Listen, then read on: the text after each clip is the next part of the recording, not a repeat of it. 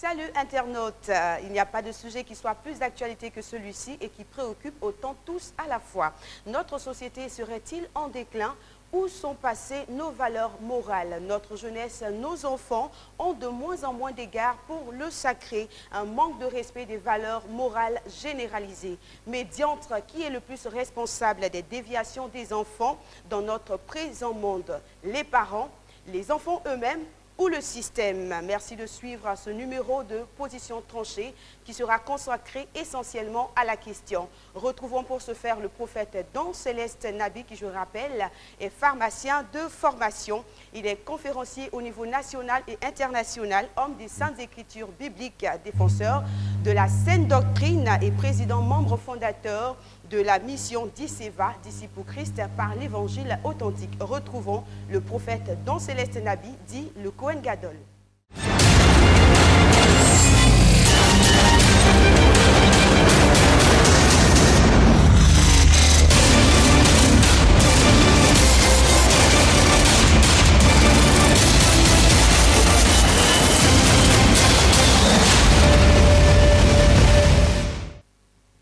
Alors, pour lever d'emblée tout équivoque, sachez que toutes ces choses sont bonnes.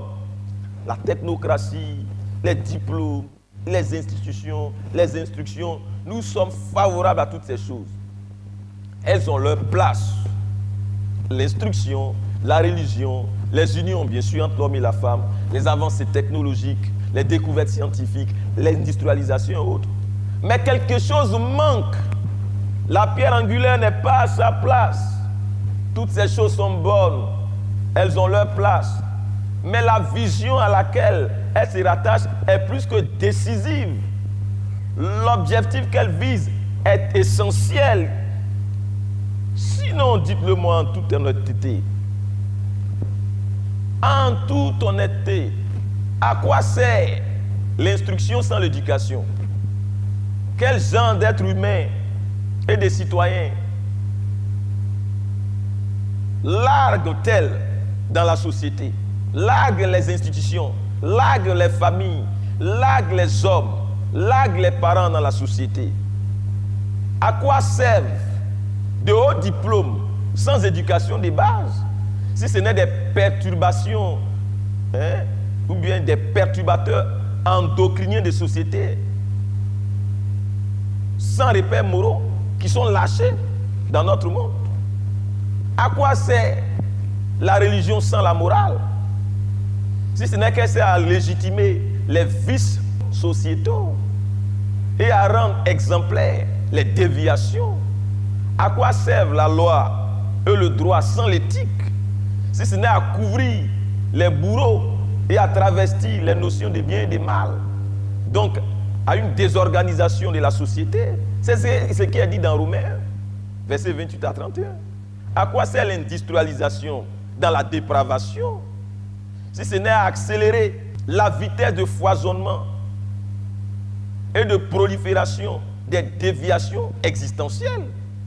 À quoi servent les unions sans fruit, si ce n'est une entorse à l'ordre créationnel et au modèle institutionnel établi par le Créateur, si bien sûr l'on croit qu'il en existe un, parce qu'il faut croire qu'un Créateur existe avant même de le craindre.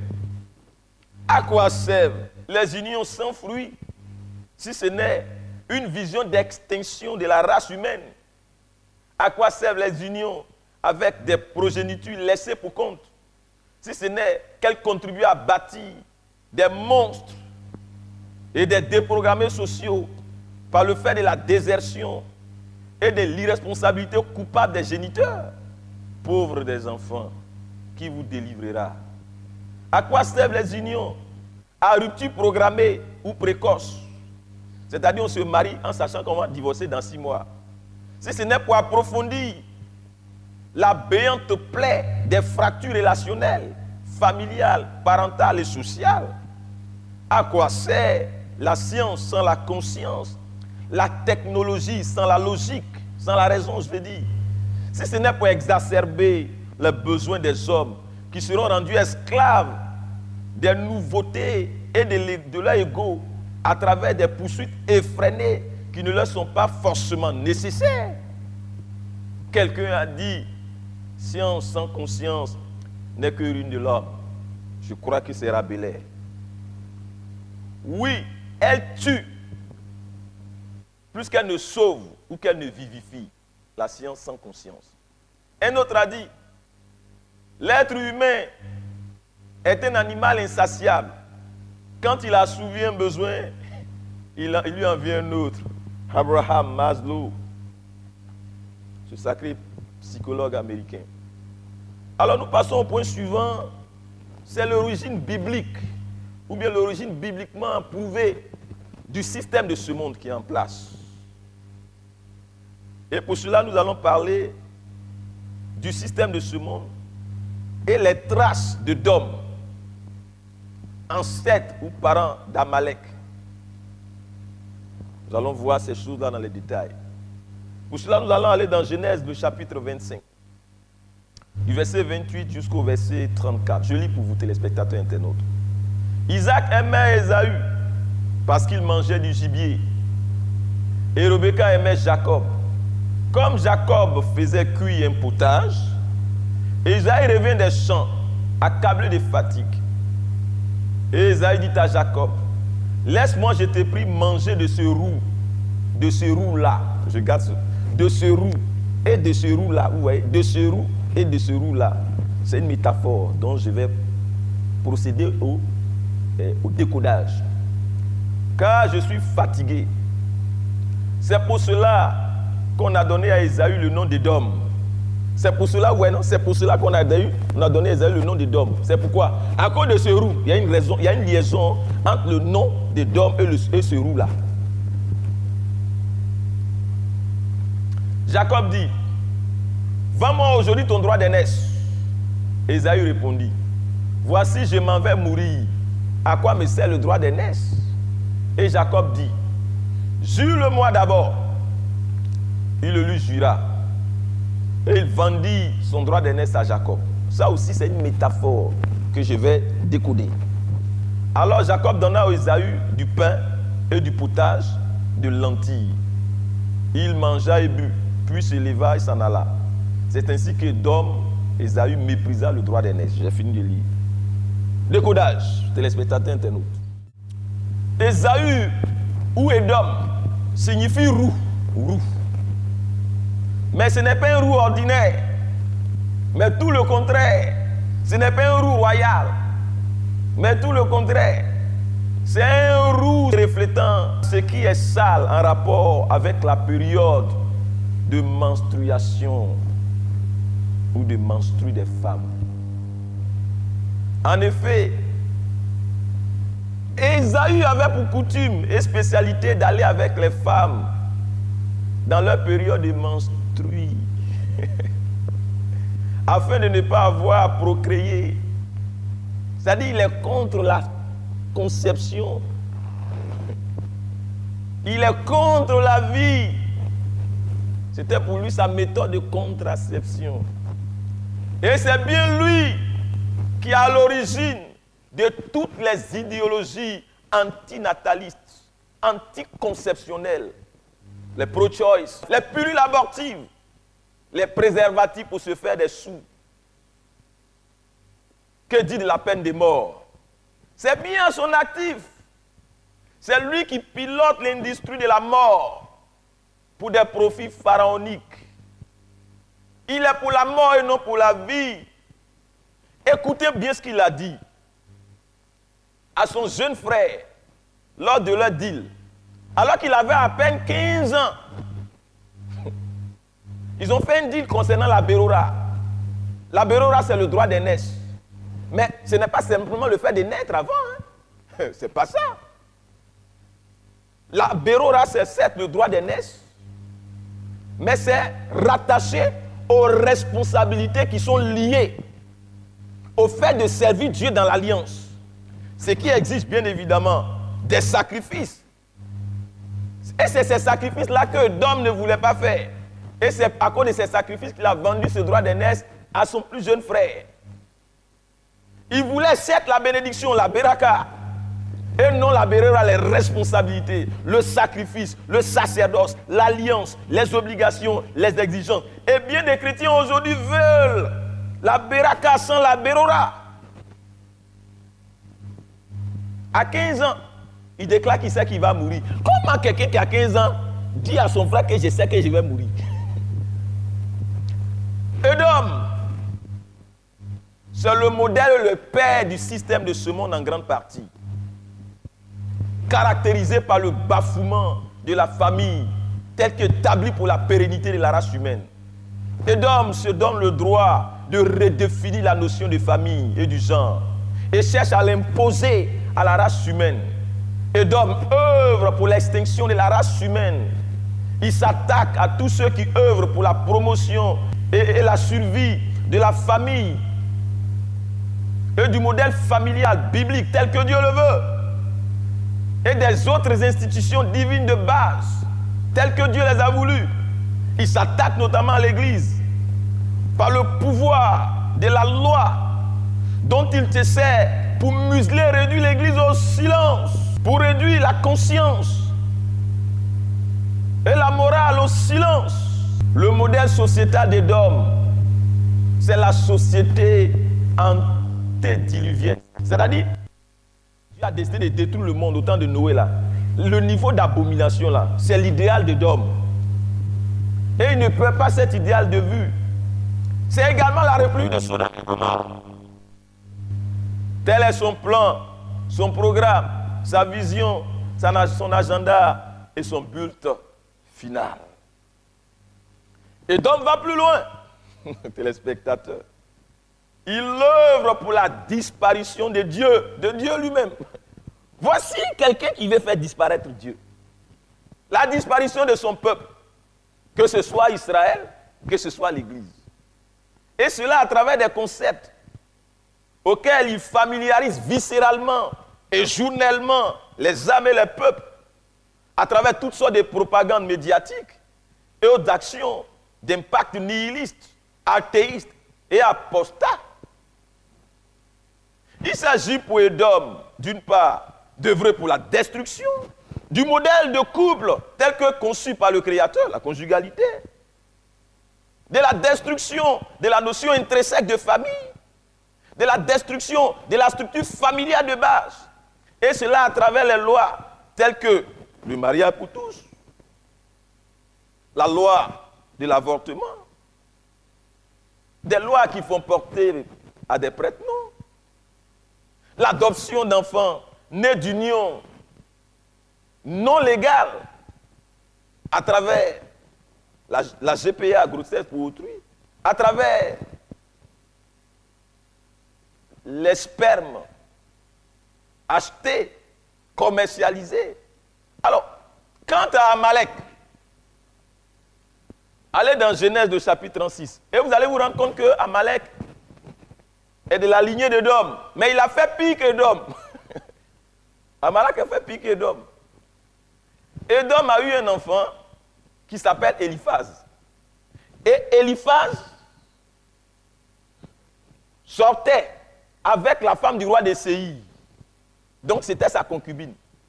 Et en même temps qu'il sortait avec la femme du roi de Séir, il est né de la femme du roi de Séir sans que le roi de Séir ne sache une fille qui s'appelle Timna, qui en réalité est la fille d'Éliphaz.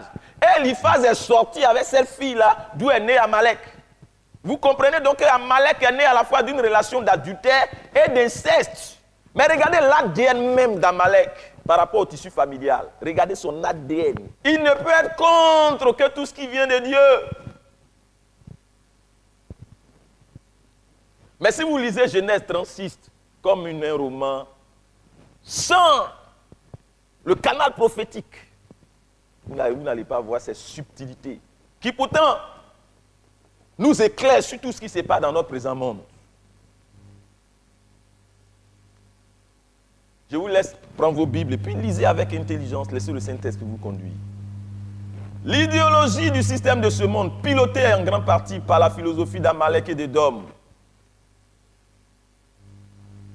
qui sont les deux socles idéologiques de base sur lesquels s'appuie le système de ce monde, Cette idéologie, elle est là. Leur cible porte essentiellement sur 3 domaines majeurs, 3 éléments majeurs. La spiritualité, la conjugalité, parentalité, c'est-à-dire le mariage et la famille, et enfin la matérialité, c'est-à-dire le bien-être au niveau matériel, financier et autres. Le système de ce monde ne veut point de peuple famille. Alors quelqu'un va poser la question, pourquoi le système de ce monde, Amalek, Édom, s'attaque au couple et à la famille? Vous savez, la seule chose qui puisse faire descendre Dieu en personne sur la terre, c'est l'alliance. En particulier l'alliance du mariage. Pourquoi? Parce que c'est Dieu en personne qui était sur la terre pour bénir le mariage d'Adam et Ève. C'est lui qui est descendu lorsque cette alliance était touchée par le péché. Il est descendu pour leur faire un habit. Et c'est Jésus qui lui-même qui s'est déplacé pour répondre à une invitation quand il s'est agi du mariage de Canaan, du premier mariage dont il est fait mention dans le Nouveau Testament. Vous êtes désireux de révolutionner votre ministère et le monde par la puissance et l'application de l'évangile authentique. C'est possible au Centre de la Sainte Doctrine. Voici une opportunité exceptionnelle de formation en ligne offerte à tous les ouvriers de notre Seigneur Jésus-Christ partout dans les nations. Avec le Centre de la Sainte Doctrine, primo, bénéficiez de l'expertise, l'exactitude, la finesse, la discipline, l'expérience, l'art et le savoir-faire pratique et technique sous l'impulsion d'enseignants qualifiés dont la doctrine ne souffre d'aucune ambiguïté, avec notamment le prophète formateur Don Céleste Nabi Segundo, parce que nous sommes dans une ère de tous les défis et de digitalisation qui exige l'entrée en scène de vrais leaders et des hommes compétents. Et enfin, vous serez des leaders formés avec la manière, la science et l'art. Avec le Centre de la Sainte Doctrine, où que vous soyez, sans vous déplacer, venez puissamment vous équiper en vue d'un ministère pratique et efficace appelé à laisser ses traces dans l'histoire. C'est dès maintenant pour de grandes choses avec Jésus-Christ. Contact 07 82 31 08 07 37 39 03. Shalom. Dieu ne se déplace pas forcément pour recevoir nos louanges et notre adoration. Pourquoi? Parce que nous venons vers lui pour lui donner cela. Ou bien cela monte vers lui, il est assis sur son trône. Et puis nos louanges, notre adoration monte vers lui. Mais pour ce qui est du mariage de l'alliance, il vient lui-même. Parce que l'alliance du mariage, c'est le seul mécanisme établi par Dieu pour la multiplication de l'homme, de l'être, le seul dans l'univers qu'il a créé à son image et à sa ressemblance. Regardez comment ça lui tient à cœur. Dommage que les relations sexuelles soient industrialisées, soient commercialisées. Ça, c'est une altération de l'image de la personne divine. C'est pour cela que Dieu dit que le mariage soit honoré de tous. Et que le lit conjugal soit exempt de souillure, car Dieu jugera les impudiques et les adultères. Hébreux 13, verset 4. Oui, la seule chose, téléspectateurs, qui puisse faire descendre Dieu sur la terre en personne, de façon particulière, c'est lorsque l'homme et la femme réussissent leur vie de couple, de famille, de conjugalité. Et ça, je vais m'adresser au pasteur. Vous voulez des églises prospères? Vous voulez Dieu dans vos assemblées? Mais réussissez la conjugalité. Ayez des familles exemplaires. Je vais m'adresser aux nations. Vous voulez aller au développement, mais construisez des familles exemplaires. Contribuez à bâtir des familles exemplaires. C'est là la clé. La famille d'abord, avant tout. Rien ne vaut la famille. Mais il faut préciser que notre mission principale, c'est bien et de très loin le fait de réussir la vie de couple et de famille, la conjugalité et ou la parentalité. C'est ça qui est notre but principal. Il faut réussir ta vie de famille. À quoi cela te sert d'avoir beaucoup d'argent et puis d'avoir des enfants totalement ratés? À quoi sert-il un homme de gagner le monde entier s'il perd son âme? Mais moi, je vous dis, à quoi sert un homme d'avoir toutes les richesses de ce monde et puis de perdre ses enfants dans les abominations? Tout le reste est secondaire. Voici la priorité aux yeux du Créateur. Lorsqu'une personne réussit sa vie de famille, la prospérité accompagne.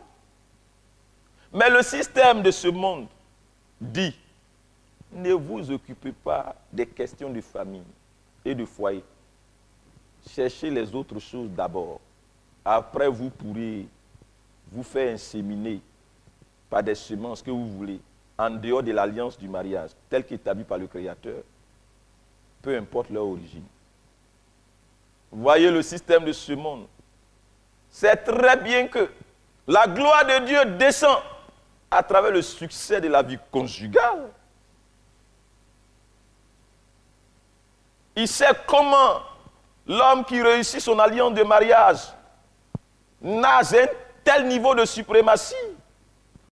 Même de voir les enchantements et les divinations sans effet sur lui. Balaam a dit à Balak, son parent lointain, ils sont parents, hein? La divination ne peut rien contre Jacob, ni l'enchantement contre Israël. Tant qu'ils seront dans l'alliance, c'est le nom dit, tant qu'ils seront dans l'alliance. C'est là que Balaam va proposer à Balak, il faut organiser une manifestation pour les amener à se corrompre avec les femmes étrangères. Là, ils auront brisé l'alliance. Et là, ils perdront cette suprématie qu'ils ont sur vous. Et vous pourrez frapper. Ce concept diabolique a marché. Pasteur, chrétien ou non chrétien, tu as le devoir de réussir ton succès, de réussir ta vie familiale, conjugale. C'est d'ailleurs pour cela que le monde moderne d'aujourd'hui, emballé dans l'idéologie d'Amalek, est en train de se détruire, de détruire la cellule familiale, détruire ce qui fait même le socle de la civilisation humaine, le garant de la pureté et de la pérennité de la civilisation des hommes. Le système de ce monde agit ainsi pour pouvoir travestir, polluer, anéantir, disloquer les familles, pour être certain que le bon Dieu, ne se reconnaissant pas dans toutes ces familles bizarres aux antipodes de son modèle originel, ne viendra pas sur la terre. Vous voyez la vision?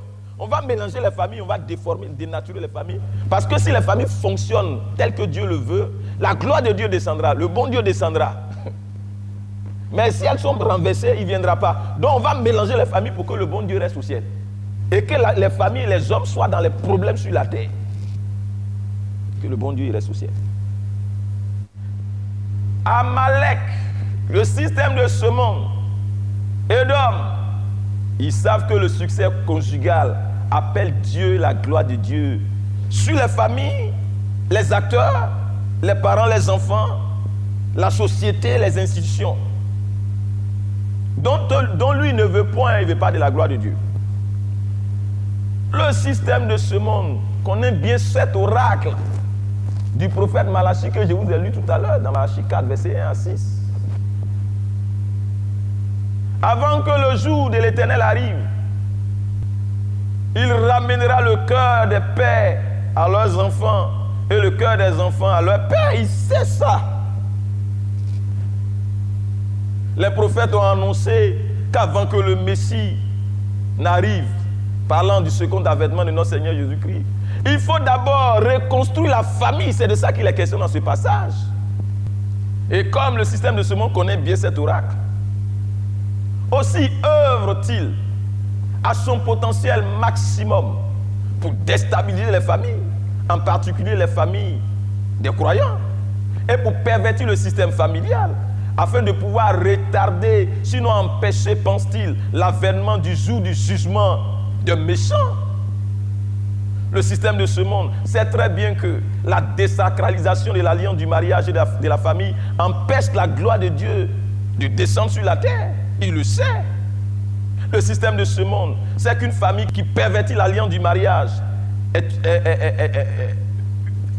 construit une société qui s'éloigne de Dieu. Sinon, une société sans Dieu. C'est une société qui est livrée à toutes sortes de déviations et de vices, qui sera entraînée à faire tout ce qu'elle veut, n'importe quoi. C'est une société sans repère, enténébrée, placée sous la colère de Dieu et rendant hommage à Satan et à ses démons. Le système de ce monde, c'est en définitive l'énergie négative entretenue par les démons qui accompagnent l'humanité, en particulier les croyants, dans toutes les générations.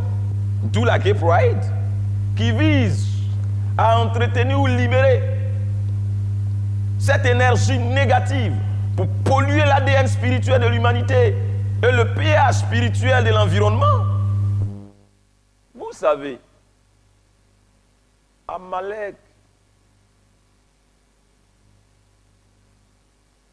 le système de ce monde, c'est loin d'être simplement une idéologie statique ou morte, voire inoffensive.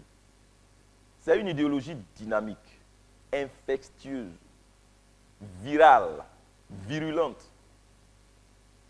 Il ne s'arrête pas aux lois votées au Parlement des Nations.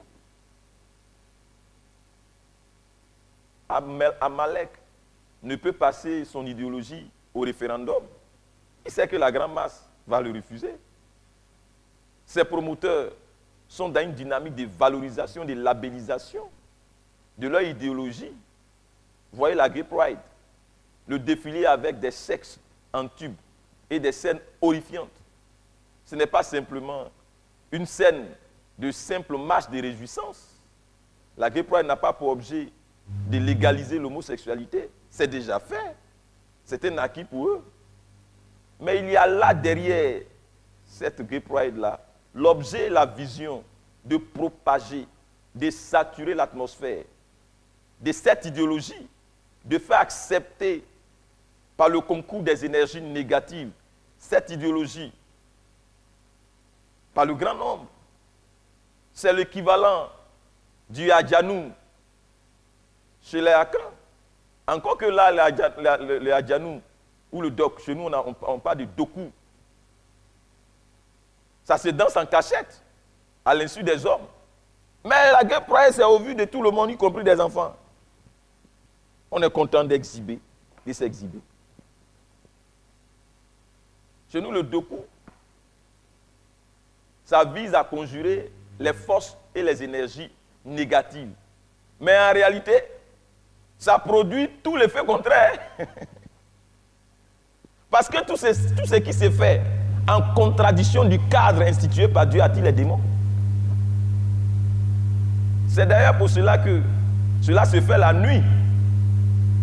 Le Doku, au moins, on danse ça la nuit. Mais la Gay Pride, c'est en plein jour. Oui, c'est déjà la fin de ce numéro qui vous laisse sûrement sur votre faim. Mais rassurez-vous, nous n'en sommes qu'à la première partie. Retrouvez-nous en un seul clic pour la suite de ce thème qui est le plus responsable de la déviation des enfants dans notre présent monde. Les parents, les enfants eux-mêmes ou le système. Et si vous avez apprécié cet exposé, merci de nous laisser vos réactions et pourquoi pas un max de partage. À très vite.